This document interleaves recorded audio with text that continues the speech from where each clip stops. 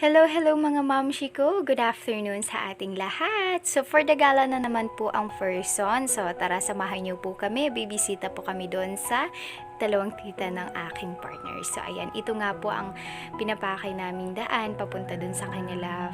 Super napakalayo doon pero worth it naman yung aming pagpunta kasi marami kaming pakay ng mga prutas. So ito na nga, nakarating na kami sa aming first destination ng kanyang tita. So ayan, kailangan natin pumasok doon sa loob at kailangan nating mag-bless.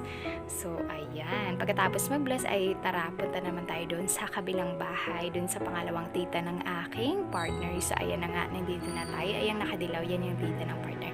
Itong aming inuusisa ay mga sisiw na itong styro na ginawang incubator ng pinsan ni partner. So ayan, sari-sari nga pong itlog yan nasa looban. So tinitingnan namin. So ayan, habang nga kami dito nag-uusisa, ito naman si tito at si tita ay busy sa panunungkit ng mga dalandan. Oh my gosh, oh ayan, nakapulot na nga ako ng isang lalaki pa.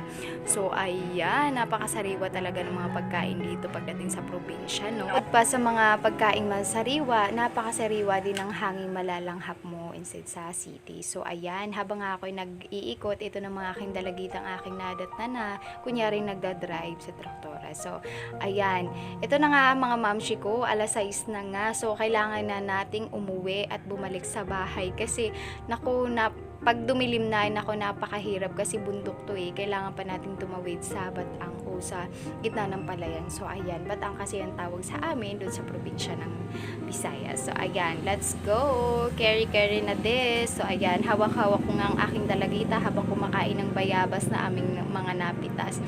At syempre, may hawak-hawak din akong dalandan.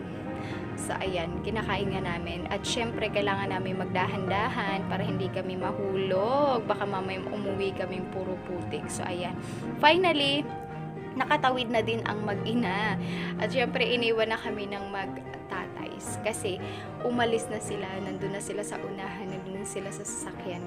So syempre, ngiting tagumpay tayo dyan kasi nakatawid tayo safe. So syempre, mga mamshi ko, hanggang dito na lang ang aking video for now. See you in another video. Bye, ingat po kayo lagi.